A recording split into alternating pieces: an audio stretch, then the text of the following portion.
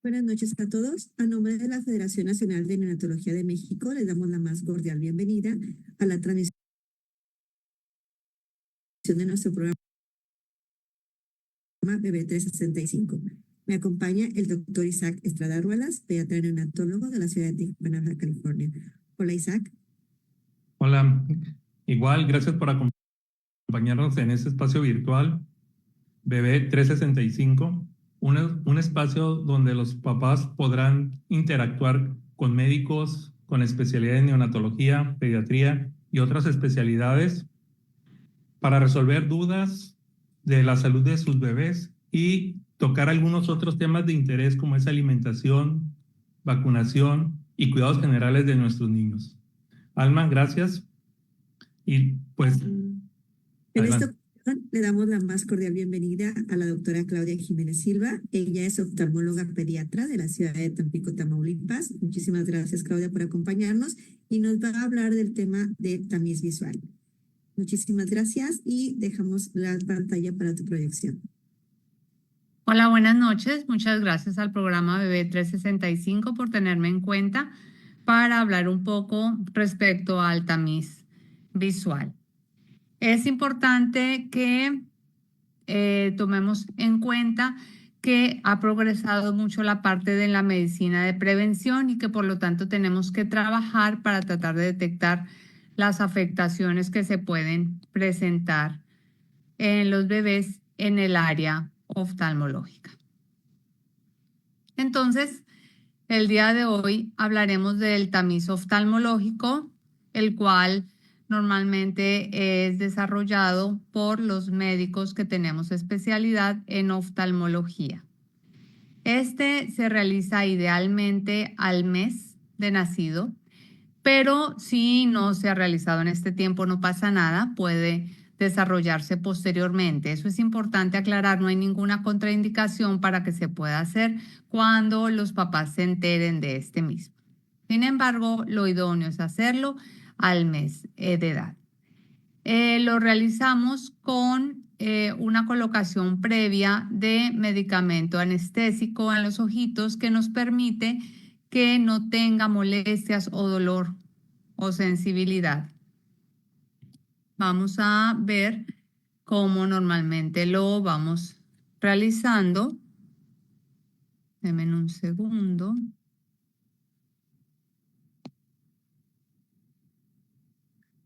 Ok, entonces aquí podemos ver la primera parte en la cual vemos el segmento anterior de los ojos del bebé. En esta parte vamos a darnos cuenta cómo está el tamaño de las hendiduras palpebrales, si hay una apertura correcta de las mismas, si tenemos transparencia en la córnea, que es la parte anterior que vemos en el ojito, el cual brilla. Nos vamos a dar cuenta si el iris está de una coloración homogénea y vamos a ver si el cristalino, que es la parte que está en la parte posterior al iris, se encuentra transparente o puede existir algún tipo de opacidad. Para realizar esta valoración podemos utilizar una especie de microscopio que se llama lámpara de hendidura, la cual vemos acá en la segunda imagen y en la cual podemos observar más o menos 80 veces más grande el tamaño de los ojos. Como ustedes se dan cuenta por la imagen, con la ayuda de personal capacitado en esta área y los padres de familia, podemos colocar al bebé en esta parte para poder realizar la revisión, pero también nos ayudamos con cámaras fotográficas para poder visualizar el segmento anterior y colocar un separador de los párpados. Aquí podemos ver un video donde posterior a la colocación de anestésicos se está colocando este separador de los párpados y algo más importante es que le pedimos el favor a los papás que los lleven a los bebés con un tiempo de ayuno importante con hambre, porque el hecho de que estén succionando en el momento de la exploración ayuda a relajar los músculos de los párpados y de esta manera entonces es mucho más rápido y menos molesto la revisión a los papás. Entonces vale la pena el esfuerzo de darles este tiempo de ayuno, de llevarles un biberón, un chupón, para que de esta forma podamos ponerlos a succionar mientras que se realiza la exploración. Posteriormente hacemos la toma de la presión de los ojos, la presión intraocular, con un aparato especialmente diseñado para colocar en el bebé. Recuerden que van a tener anestésico, por lo tanto no van a sentir el momento en que el aparato se acerca. Como el aparato toca la córnea, ¿ok? La presión normal es de 10 a 20 y tiene 17. Eso es para glaucoma congénito, que es una enfermedad que suele producir una afectación muy severa con pérdida de visión. Y ahorita vamos a colocar un medicamento para dilatar la pupila y poder revisar la parte posterior de los ojos y descartar cualquier malformación congénita o de nacimiento. Si ustedes se dan cuenta, el bebé está completamente tranquilo, puesto que tiene un medicamento anestésico y porque está comiendo durante la exploración, le ayuda a relajar completamente los párpados. Es muy importante descartar este tipo de afectaciones como el glaucoma congénito porque puede llevar a la pérdida de visión de manera muy rápida. Entonces, por eso es que vale la pena la toma de la presión. Posteriormente que colocamos la aplicación de un medicamento para dilatar la pupila, entonces vamos a volver a revisar la parte posterior del ojo del bebé, donde se encuentra la retina, los nervios ópticos, que son la zona de conexión hacia el cerebro, y vamos allí a descartar otro tipo de afectaciones que son importantes para poder predecir el pronóstico de visión en ese paciente. Y aquí podemos observar cómo en otro de los bebés vamos haciendo la realización de la exploración de fondo de ojo con una cámara de retina. La retina por lo posterior, señor, de la parte de atrás del cerco del ojo que estamos observando y visualizando. De esta manera, inclusive podemos tener en un reporte todo este tipo de imágenes para que los pediatras puedan revisar cómo les salió su tamiz oftalmológico, pero para que también, si a futuro llegan a tener algún tipo de lesión, se pueda saber si tenían esta afectación de nacimiento o no. Entonces, de esta manera, alguna de las afectaciones que se pueden encontrar en el tamiz oftalmológico es cuando hay indicios de una obstrucción de la vía lagrimal, que es el canal de drenaje de la lágrima del ojo hacia la nariz, una caída del párpado llamado ptosis congénita, afectaciones del párpado con las pestañas en posición vertical que suelen tocar o lastimar la córnea, el glaucoma congénito o aumento de la presión de los ojos, que es muy diferente al glaucoma de adultos que todos hemos oído, opacidades en la córnea o el cristalino que le van a impedir a ese bebé desarrollar su visión si no es tratado a tiempo, hemorragias posparto, cicatrices por parásitos como toxoplasmosis o toxocariasis, persistencia de una estructura que suele estar normalmente durante el tiempo de formación del bebé en útero, pero que ya cuando nacen debe de desaparecer y que en algunos casos persiste. Pero también desafortunadamente tenemos lesiones tumorales como el retinoblastoma que pueden inclusive poner en riesgo la vida del paciente y una hipoplasia o falta de desarrollo o formación de los nervios ópticos. Estas son algunas de las más frecuentes, sin embargo pueden existir otro tipo de afectaciones que intencionalmente se van a encontrar. Se tiene muy en cuenta los antecedentes como tal que pueda tener el bebé en sus familiares y también los antecedentes que haya tenido durante el embarazo o bien sea durante su proceso de desarrollo o de nacimiento. Recordemos que este tamiz oftalmológico está determinado como algo mandatorio por la Ley General de Salud en México y por lo tanto se invita a los papás a llevar el carnet correspondiente del bebé para que se pueda sellar el hecho de que ya se realizó este tamiz oftalmológico. Por lo tanto, es la primera exploración que se debe realizar en los bebés, pero no la única. Como ustedes se dan cuenta, pues vale la pena el esfuerzo que se desarrolla por parte de los padres, del bebé, del personal de salud y de los médicos que realizan la exploración, puesto que de esta manera podemos diagnosticar varias afectaciones que pueden poner en riesgo la visión del niño y recordar que la visión es un factor muy importante también para el desarrollo de sus habilidades cognitivas, de motricidad fina, de aprendizaje, de lenguaje. Entonces estamos hablando no solamente de una afectación de los ojos, sino que puede ser determinante en todo el desarrollo del bebé. Muchísimas gracias, Claudia. Pues todavía no tenemos preguntas del público, pero sí hay algunas preguntas que quisiéramos nosotros realizar. Isaac, no sé si quieres empezar.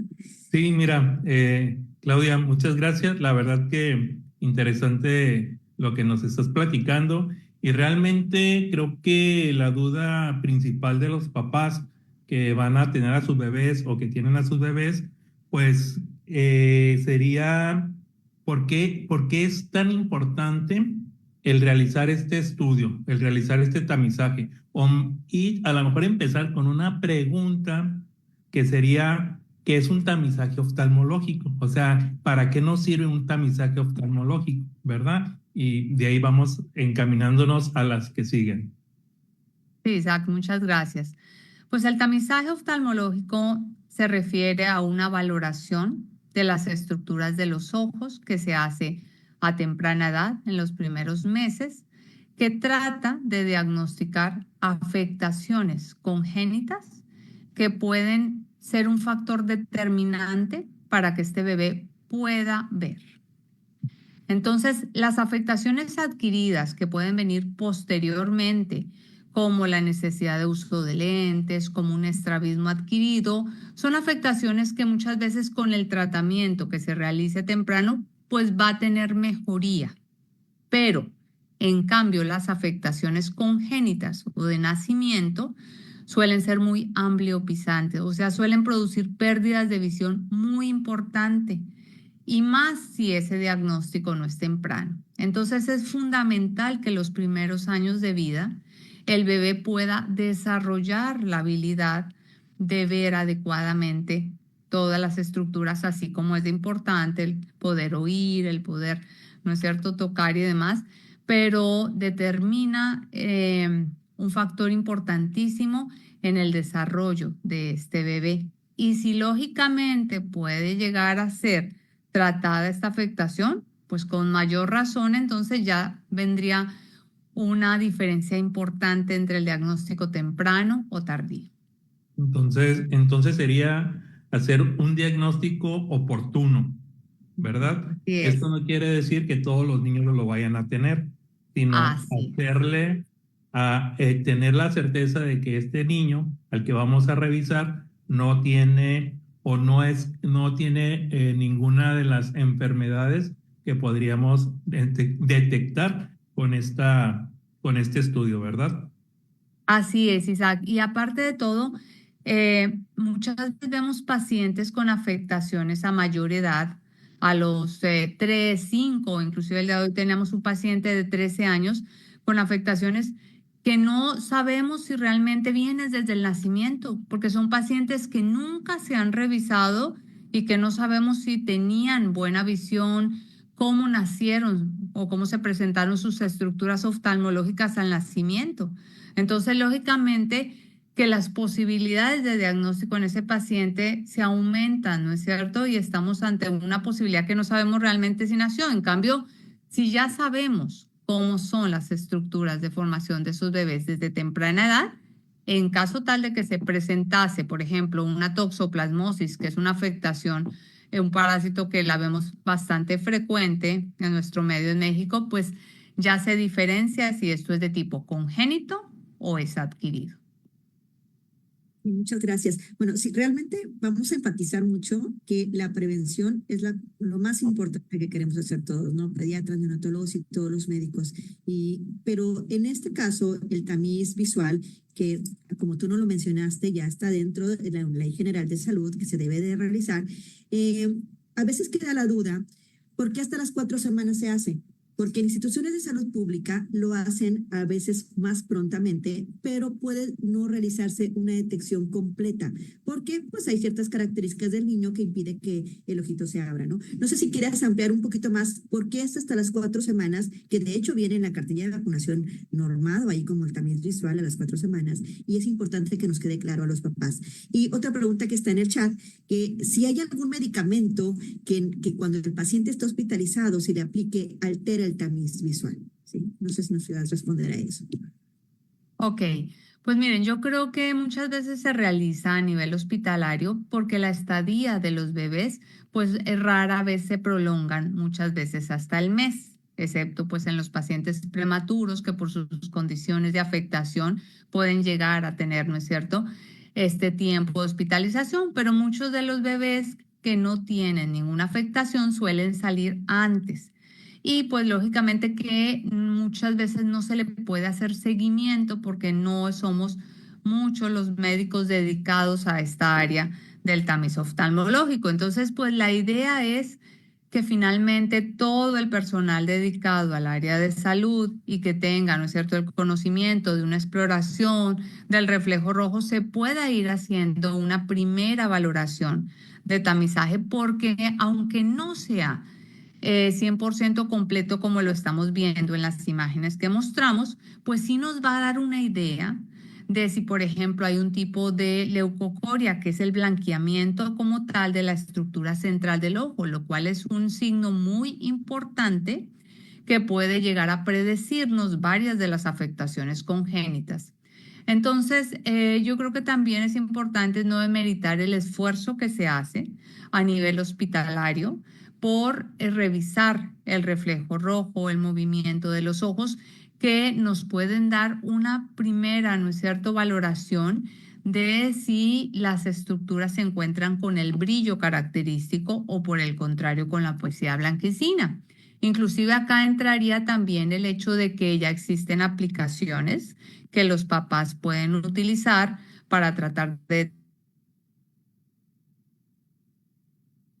Si bien es cierto, no podemos estar completamente seguros de que sean al 100% objetivas, pues lógicamente que sí nos pueden llegar a dar una idea de que cuando se presente esta leucocoria, pues puedan llegar a ser más rápidamente remitidos.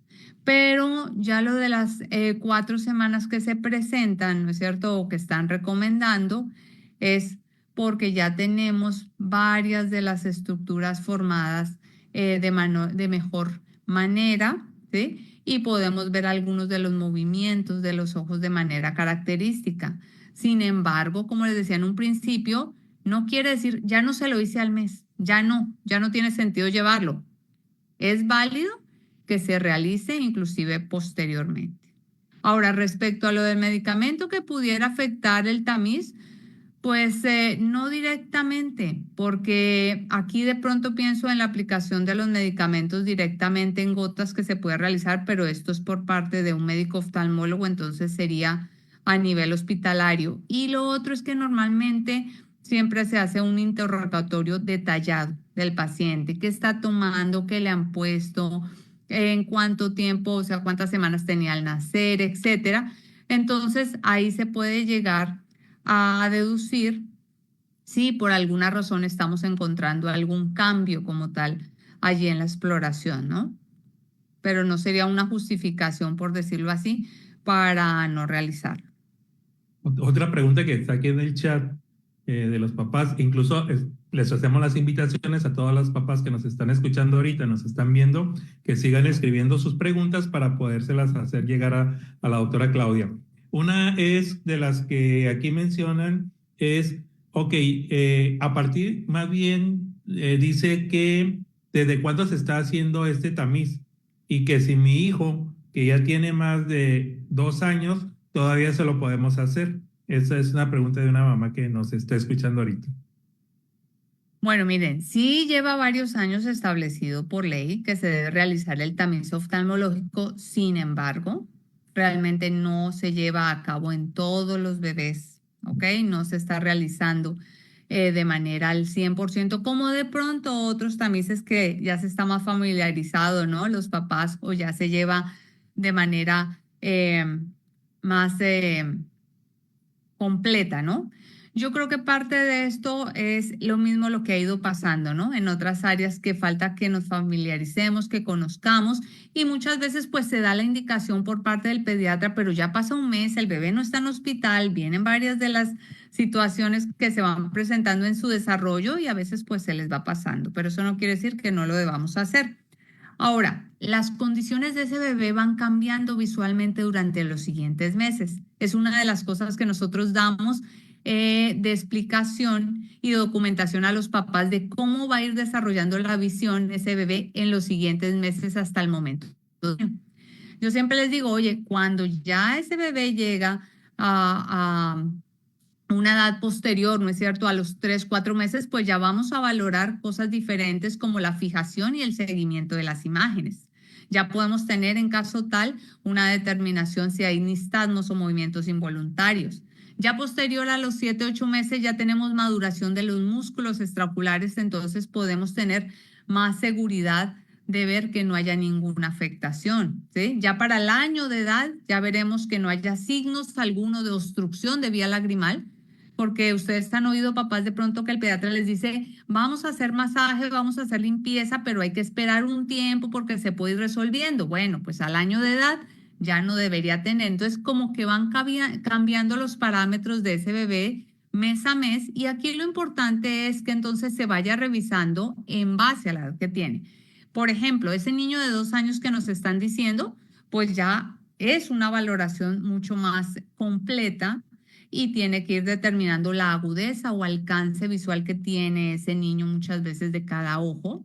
No con números, no con letras, pero sí se puede hacer con figuras. Podemos determinar las curvaturas y las medidas de los ojos para ver si ya hay signos como tal de lo que es de la utilización de lentes, la miopía, la hipermetropía, el astigmatismo, ¿sí? Entonces ya no sería válido una exploración como lo hacemos solo en el bebé, sino que ya viene la obligación de poder determinar lo que es necesario para cada edad. Y lógicamente descartando las afectaciones congénitas. Bueno, es un punto muy importante lo que comentan de que si no se realiza, pues hay que realizarlo. Ya no como un tamizaje. A lo mejor la primera pregunta de Isaac es que entendemos que un tamizaje es buscar algo donde no sabemos si está, o sea, buscar algo para tratar de descartar que no esté, ¿sí? O sea, en un niño sano, pues está indicado un tamizaje para evitar darnos cuenta muy tardíamente de que tiene un problema. Pero también vamos a tener los casos en donde que el niño tiene más riesgo de tener un problema. Por ejemplo, en el chat preguntan acerca del prematuro, ¿sí? Que sabemos que hay un programa bien establecido de retinopatía del prematuro en donde se hacen evaluaciones ya bien establecidas a las semanas de edad gestacional corregidas. Sí, a lo mejor vamos a tratar un poquito de ese tema ahorita con Claudia, pero sí me gustaría que también se entendiera que este tamiz es para todos los niños sanos o enfermos, pero para los niños que tienen riesgo, por ejemplo, que tienen un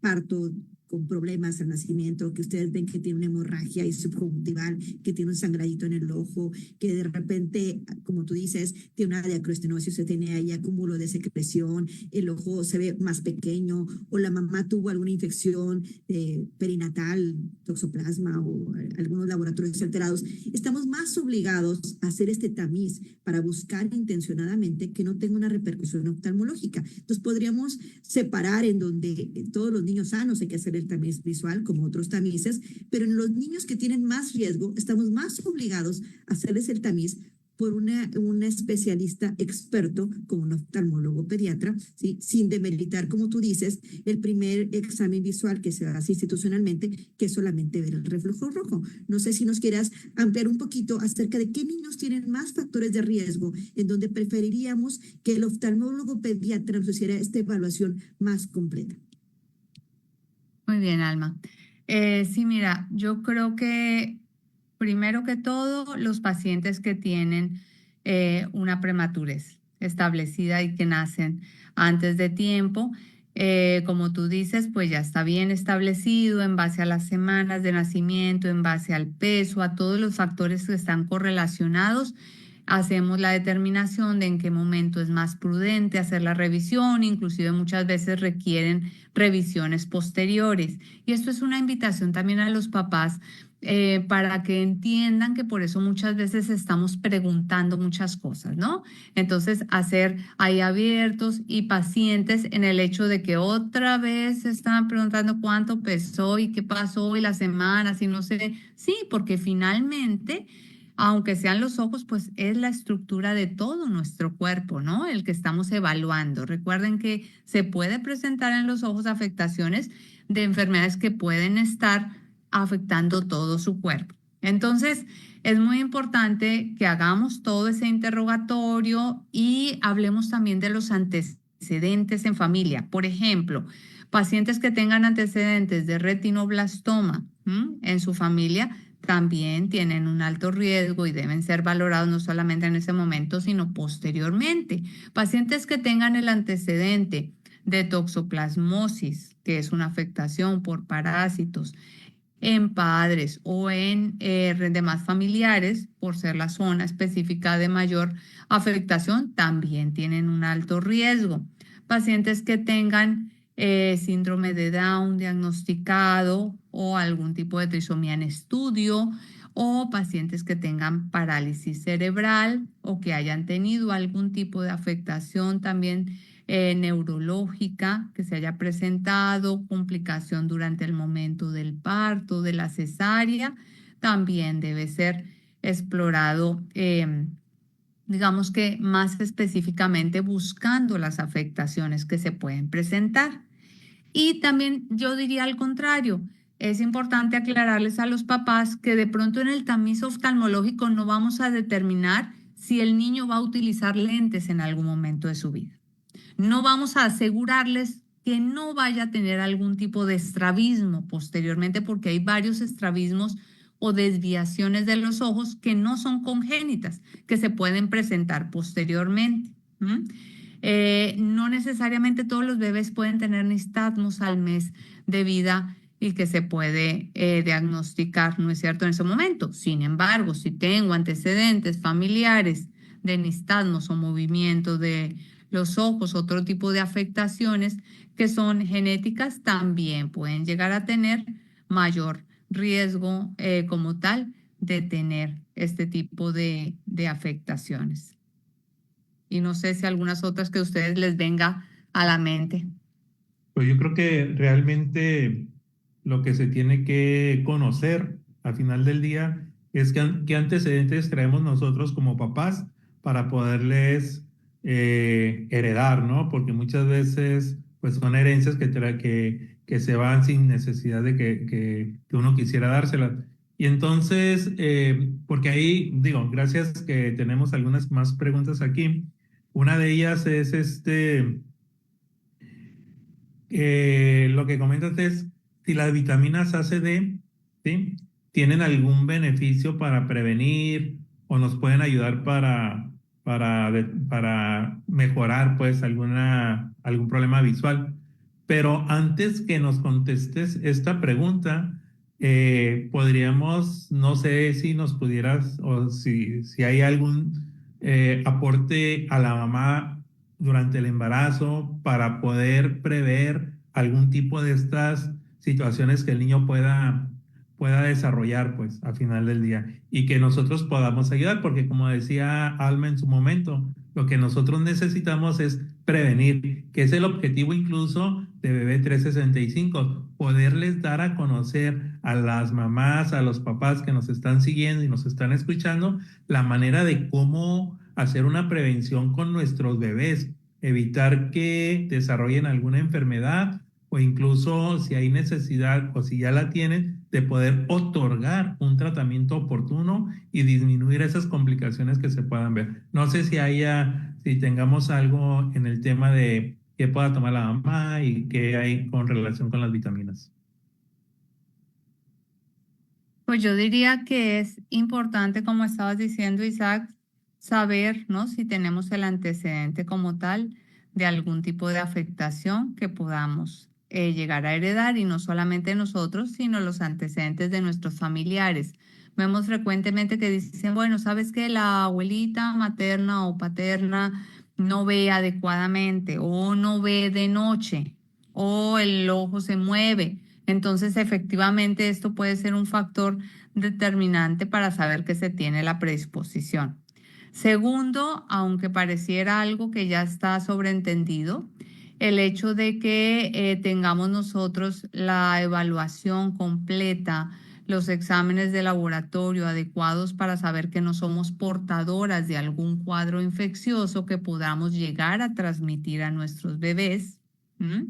En el momento de que vamos a estar embarazadas, y eso también sería un factor importante. Todos los controles prenatales que se puedan hacer en todos los trimestres de manera adecuada e inclusive muchas veces el ultrasonido que pueda llegar a determinarse las condiciones de formación en los bebés puede también ser un factor que ya nos pueda predecir de algunas afectaciones que se puedan ir previniendo, ¿no? Ya respecto al área de la posibilidad del consumo de vitaminas en madre, la verdad, me atrevo a opinar porque ya llevan mucho tiempo dedicados a esa área en específico, entonces creo que no soy la persona idónea para poder dar las recomendaciones ahí en esa área, ¿no? De hecho, dentro del manejo inmediato al recién nacido, nosotros otorgamos vitamina A, que también es algo ya que está bastante estandarizado, que esto pues puede mejorar tanto, no solamente la visión, sino puede evitar algunas enfermedades, ¿no?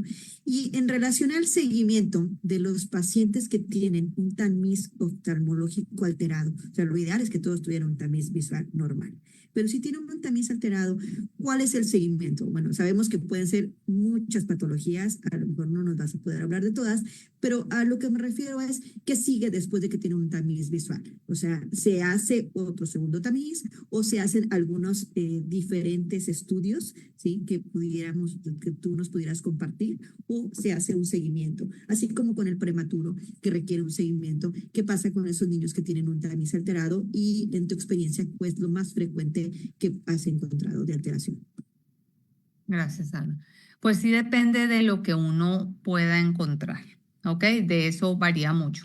Por decir algo, si vamos de la parte más externa hacia adentro, pueden haber afectaciones como la caída de los párpados, que se necesita un seguimiento a medida que ese bebé crece para saber si va a tapar, a quitar visión o no. Y muchas veces puede ser un manejo expectante, esperando a ver, ¿no es cierto?, si puede ver adecuadamente, igual se deja sin cirugía y demás. O por el contrario, puede ser una caída del párpado tan importante que amerite una cirugía a temprano momento, porque si no, ese bebé no va a poder desarrollar visión. Entonces, por ejemplo, en ese diagnóstico en específico es muy importante que si la caída del párpado está tapando la zona por donde vemos, ese paciente requiere una cirugía al momento temprano y la mejoría de visión, el pronóstico cambiaría hacia positivo de manera importante. Asimismo, por ejemplo, los pacientes que tienen catarata congénita, es mucha la diferencia si la cirugía de realización de quitar esa catarata se hace a temprana edad, porque eso nos permite el inicio de un camino de rehabilitación y sobre todo si es de un solo ojo, cambia completamente el pronóstico si es tratado en los primeros meses de vida, ¿sí? Entonces ahí no es válido, no, nos da miedo, vamos a esperarnos, igual de pronto más grande porque está muy pequeñito para la cirugía. No, porque no nos da la posibilidad de darnos ese tiempo de espera, ¿sí? Cambia mucho. Cuando la catarata es de ambos ojos, podemos darnos la posibilidad de hacer el tratamiento más temprano, llámese a los 9, 10, 11 meses, pero tiene que ser muy rápido la diferencia entre un ojo y otro, ¿verdad? Entonces, fíjense cómo en estas patologías en específicas que les estoy comentando, el tratamiento temprano produce un cambio, es muy específico en mejorar el pronóstico. El día de hoy veíamos un bebé con una obstrucción de vía lagrimal que tenía un saco retenedor, una dacrocistitis, la cual seguramente se ha presentado desde semanas antes del nacimiento y ya venía desplazando toda la formación de los párpados, la hendidura palpebral más cerrada y demás. Entonces, el hecho de que resolvamos que ese saco vaya a drenar todo este contenido puede producir también un pronóstico más favorable a un futuro para que las estructuras vecinas puedan llegar a desarrollarse adecuadamente. Si hay una sobreinfección, o sea que ya está enrojecido, caliente, indurado, no nos da tiempo de espera porque ese cuadro infeccioso puede pasarse hacia la zona de hueso que está cercana y entonces muchas veces estos bebés requieren tratamiento antibiótico tomado o inclusive intravenoso. Entonces estoy tomando en cuenta primero aquellas patologías que es muy importante que el diagnóstico sea rápido porque su tratamiento oportuno va a producir un cambio muy importante hacia futuro, ¿sí? Va a mejorar el pronóstico. Sin embargo, hay otros pacientes que tienen afectaciones que nosotros no podemos darles posibilidad de hacer algo, ¿sí? Desafortunadamente. Y entonces muchas veces dicen, bueno, ¿y entonces para qué se diagnostica si finalmente no se puede hacer nada? Oye, porque es muy importante yo saber que mi hijo no puede ver por la causa que ustedes quieran, por decir algo, ¿no es cierto?, por el ojo derecho. Y entonces, si no, yo no estoy años y años, ¿no es cierto?, esperando que pueda visualizar allí y que pueda desarrollar ciertas actividades y tener una afectación inclusive en caminar, ¿no es cierto?, en la marcha, en todo su desarrollo, pero es que si no podía ver todo esto se puede ver afectado. Entonces yo también tengo que saber como papá o como mamá si hay alguna afectación, aunque no sea corregible, para ver qué tanto le puede afectar eso a mi hijo, ¿no? En qué tanto desarrollo, porque si no nos vemos con la sorpresa muchas veces de que el paciente lleva años sin ver con ese ojo y nadie sabía.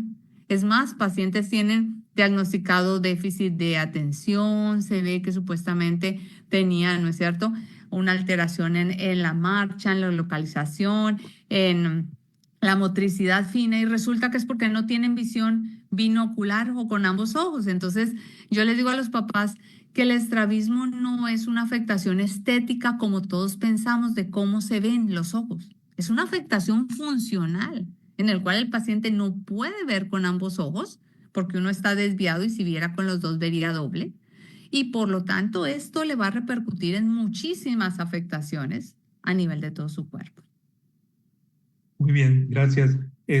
Otra pregunta que traemos aquí en el chat es por la preocupación que tienen las mamás, ¿no? Dicen, ¿cuánto tiempo va a durar el estudio? Y si realmente es un estudio, ya vimos ahorita en el video que nos compartiste, en donde pues nos das una explicación muy objetiva de lo que se hace, pero al final del día la duda que les surge aquí a las mamitas es cuánto tiempo dura el estudio, en cuánto tiempo me dan el resultado, pues es algo que están preguntando, ¿no? Yo creo que varía mucho dependiendo en las condiciones en que se haga y depende mucho de cada colega de la forma que lo realice. No hay unas que sean buenas y otras que sean malas. Hay diferentes tipos de equipos que se pueden utilizar. Finalmente todas puedan dar el mismo resultado si está en manos de una persona preparada para lo mismo. Pero sí es importante, como les digo yo, vale la pena el esfuerzo, ¿sí? Tratamos, por ejemplo, en nosotros de dar una zona segura donde el bebé no esté expuesto ese día que va a la exploración el tamiz a niños con afectaciones, ¿no es cierto?, con cuadros de tipo infeccioso y demás, sino que esté protegido, colocamos los medicamentos adecuados para que el bebé no vaya a tener dolor. Están estos separadores especialmente diseñados para bebés inclusive prematuros, para que se den una idea de que realmente están diseñados para bebés muy pequeñitos y no lastiman. Y bueno, hay ciertas estrategias que yo personalmente ocupo el hecho de que estén comiendo durante el momento de la exploración, que les pesa muchas veces a los bebés dejarle en ayuno, pero yo les digo, vale la pena. Es importante hacer este esfuerzo por parte de todos nosotros porque lo que vamos a enterarnos pues va a repercutir en todo su tiempo. No puede ser ultra rápido porque si nosotros colocamos un medicamento para dilatar la pupila, para poder revisar la parte posterior, pues al menos se va a tardar 20 o 30 minutos en actuar ese medicamento si nosotros queremos ver una buena cantidad de la superficie de la retina. Entonces no puede ser así de vámonos 5 minutos y demás, no, ¿no? Y respecto a la entrega como tal y demás, pues normalmente nosotros sí lo realizamos la entrega en ese mismo momento, al menos que sea a nivel de hospital, en el cual, ¿no es cierto?, ya tenemos que, por cuestiones técnicas, ¿no es cierto?, y de la parte de la impresión de imágenes y todo eso se hace en el consultorio. Sin embargo, vuelvo y les digo, dependerá de cada uno de los sitios o demás. Si bien es cierto, esto está estandarizado a nivel mundial, respecto a qué valoramos, cómo valoramos, pues se pueden ir presentando cambios, ¿no? O sea, la forma correcta es como cada quien lo domine y sienta que puede haber mejor. Y desde que tenga la seguridad de que puede valorar y ver, pues hay bebés que pueden ser muy rápidos y hay bebés que por sus mismas condiciones pueden tardarse. Pero yo creo que eso es igual que lo que ustedes pasan en las exploraciones, ¿no es cierto? Pediátricas o demás, que no es importante en sí el tiempo, sino lo que sea necesario para la revisión adecuada de mi hijo. Eso es lo que yo invito a los papás, o sea, a que sean receptivos a sus médicos tratantes y siempre la recomendación de que tengan un médico pediatra el cual conozca a sus bebés porque les va a ir dando las indicaciones necesarias a dónde deben ir dirigiéndose, qué deben preocuparse, qué no, qué tiempo se deben marcar para cada cosa. Entonces es muy importante las valoraciones, ¿no es cierto?, que se vayan haciendo de crecimiento y desarrollo, porque si no, ya no soy yo como papá que no sé ni para dónde tengo que ir, ni a quién acudir, ni nada, ¿no? Ahí están bien establecidas cómo son las formas adecuadas y los tiempos, y es importante que quien tengan en el medio que lo desarrolle y que lo vea, que lo haga. Muchas gracias. Sí, de hecho, hay una pregunta en el chat o un comentario en donde se realiza el tamiz oftalmológico. Comentan que en el Seguro Social no lo tienen y que lo envían al tercer nivel. Este programa, pues, lo ve mucha gran parte de la República. Esperemos que así sea. Entonces, en algunos lugares puede ser que la institución pública sea IMSS Bienestar, antes el sector salud, ¿sí? En Tampico, Tamaulipas, en el hospital donde yo trabajo, se hace el tamiz oftalmológico.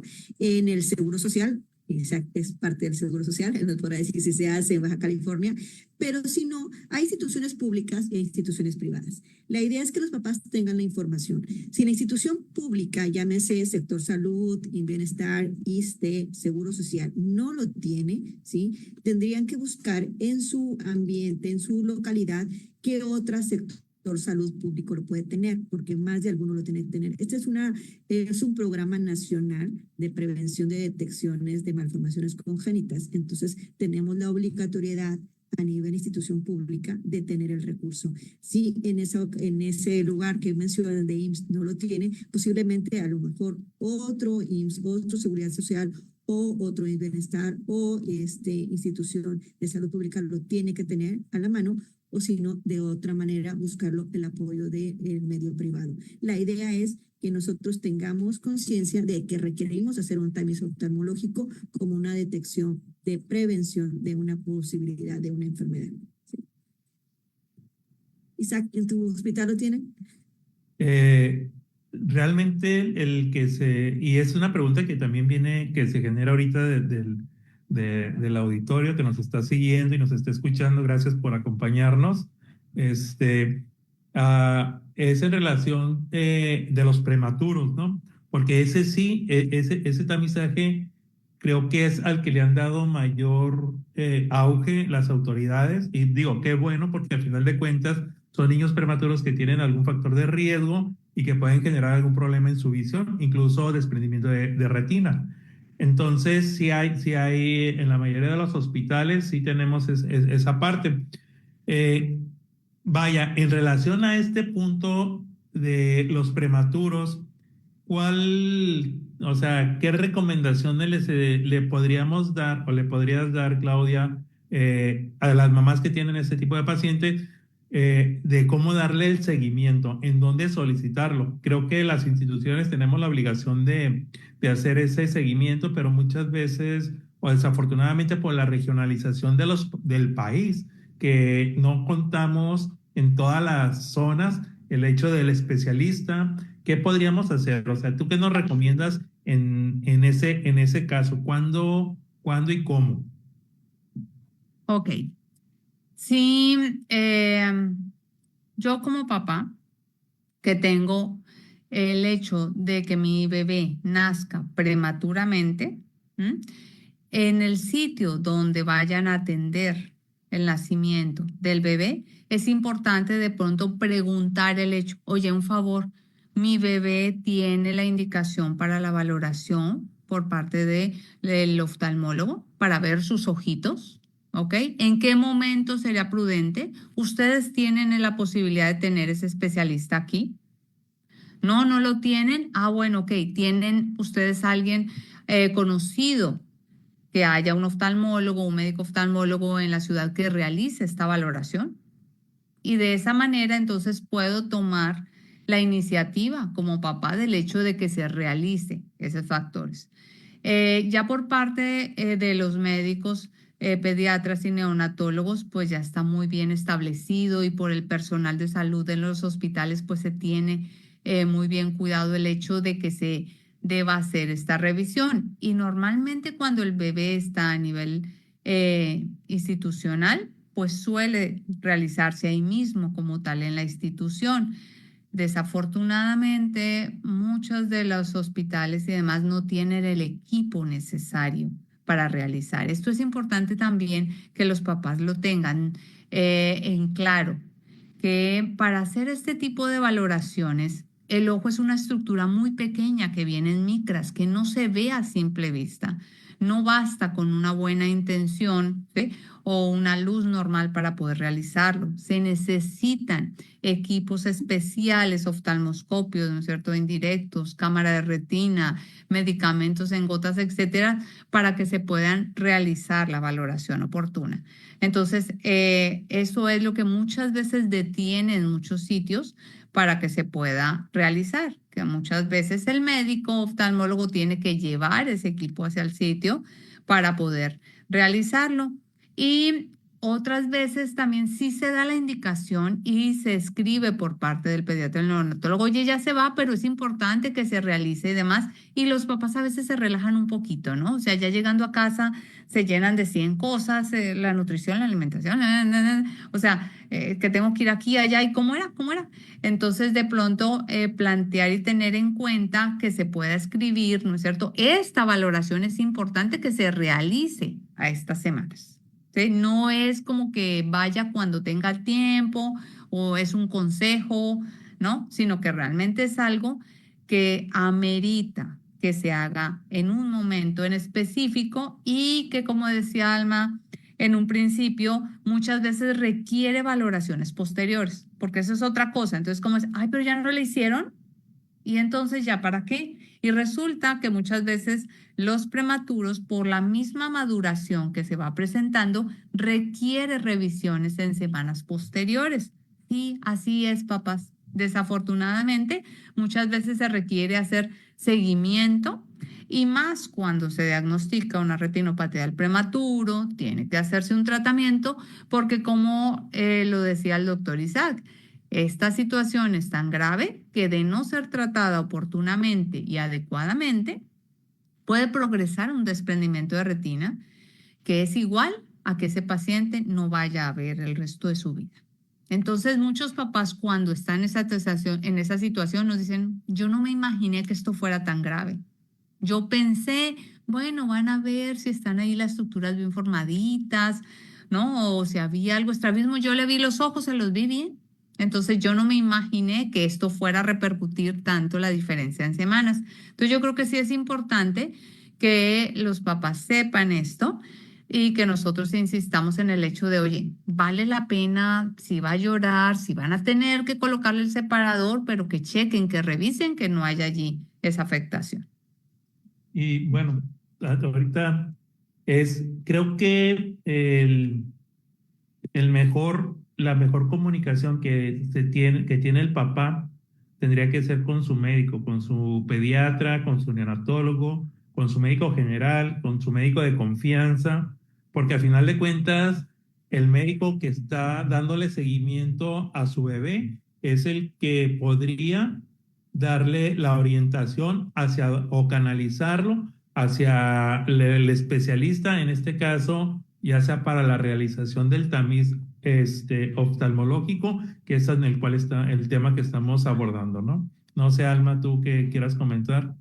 Sí, muchísimas gracias, Claudia. Y yo creo que para finalizar, fuera de la etapa neonatal, que es lo que ahorita estamos tratando, ¿en qué otros momentos debemos hacer una revisión oftalmológica? Nosotros como pediatras sabemos que así como el crecimiento y el desarrollo de manera general, pues el ojo va creciendo y así tú lo dijiste ahorita, va a haber a lo mejor alteraciones visuales adquiridas durante la etapa de la infancia, en donde tenemos que hacer una detección también temprana. Ya no tuvo un problema al nacimiento, qué bueno, pero las siguientes valoraciones oftalmológicas de rutina, no porque tenga un problema, ¿a qué edades son convenientes que los papás sepan que ese niño se tiene que valorar por el oftalmólogo, aunque no tenga nada, porque es parte de una evaluación de crecimiento, sí, y también, obviamente, enfocado a que no vaya a ser un problema, pues a lo mejor de miopía, astigmatismo, que lo tenemos que detectar de una manera temprana para que no altere su desarrollo?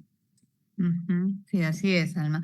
Yo les digo siempre a los papás que, bueno, importante el tamiz visual en el mes de vida o lo más cercano que se pueda realizar. La otra valoración es importante al año de vida porque ahí determinamos muchas de las afectaciones donde ya no es normal que, ya no debe seguir con la obstrucción de vía lagrimal y requiere tratamiento. Oye, tiene un estrabismo establecido, no es normal que al año de edad llegue a tener. Oye, si hay un nistagmus y demás. Entonces, como que al año de edad se establecen algunos parámetros importantes que ya debe haber tenido en cuanto al desarrollo y la maduración oftalmológica. La otra edad es importante es cuando comienza la parte que por lo general suele ser 2 años y medio, 3 años a más tardar, porque ahí debemos explorar la capacidad de visión de ese niño. Ya podemos ir tomando medidas de curvatura de sus ojos y podemos ir prediciendo si en base inclusive a sus antecedentes familiares pueda llegar a tener una predisposición a algo que le impida ver adecuadamente o un estrabismo de tipo acomodativo que se asocia frecuentemente y que se presenta a esas edades con una graduación alta de hipermetropía. Entonces, antes de pensar que ese niño vaya a la escuela y demás, debería tener una valoración oftalmológica. Posteriormente, más o menos entre los 5 o 6 años de edad, tenemos otro tipo de estrabismos que se pueden presentar, que son las exotropias intermitentes hacia afuera, más frecuentemente. Antes hablábamos de la aparición de miopía entre los 9 y 11 años, pero resulta que con la utilización de aparatos electrónicos esto se ha ido modificando. Entonces las tablas que teníamos establecidas como normales de valoración, pues resulta que no, ya estamos viéndolas, ¿no es cierto?, entre 5 a 7 años y bueno, ese es otro tema para poder, ¿no es cierto?, explorar hasta qué punto está correlacionado el uso de los aparatos electrónicos o con qué afectaciones. Entonces ahí vería otro punto importante, más o menos de los 5 a 6 años. Y a los 9 años se completa el tamaño de crecimiento del globo ocular de ese niño para que sea como el de un adulto. Entonces también es un parámetro importante de saber, ¿no es cierto?, cuándo se va terminando. Y de allí en adelante, lógicamente, que en la medida que el paciente tenga alguna afectación, signos de esfuerzo visual o demás, se debe hacer una evaluación porque no hay una edad en la cual uno pueda decir, oye, ya no va a presentar. La realidad es que esto no se presenta y es muy raro que alguno de nosotros nos demos a la tarea de, a ver, espérame, no, si acá el color se ve, ay, no, espérame, este de lejos, ay, este está distorsionado. Por lo general nadie se pone a hacer eso.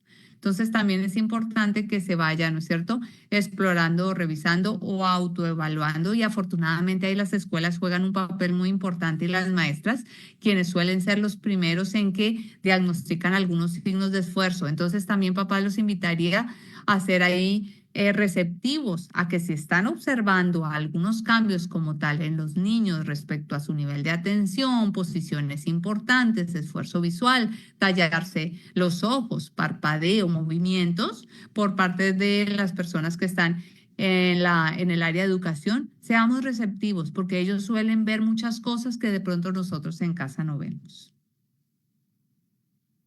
Y bueno, creo que ha sido una charla muy amena. Creo que hemos aprendido bastante.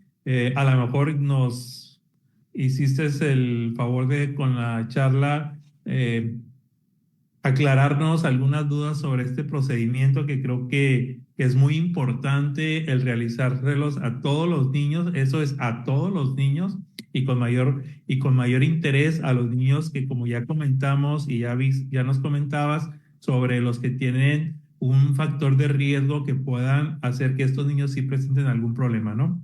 Creo que yo para concluir, y ahorita Alma nos va a tomar también la palabra. Creo que es un estudio que se tiene que hacer a todos los niños, ¿no? Es un estudio que nos va a detectar problemas que podemos tratar de manera oportuna, que va a hacer que a nuestros hijos, al bebé, le vaya mejor en la vida, ¿sí? El hecho de limitarlo a la visión es truncar muchas de su calidad de vida durante el resto de esta, ¿no?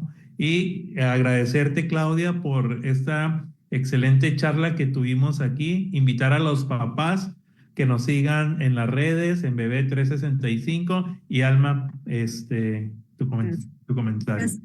Gracias por acompañarnos. Muchísimas gracias, Claudia. Y a todos los papás, mamás que nos acompañen, recuerden que el mejor tratamiento es la detección oportuna y la prevención. Así que acudan regularmente a consulta con su especialista y los esperamos en el próximo programa que hablaremos acerca de tamiz auditivo y detección temprana de sordera. Muchísimas gracias a todos. Buenas noches.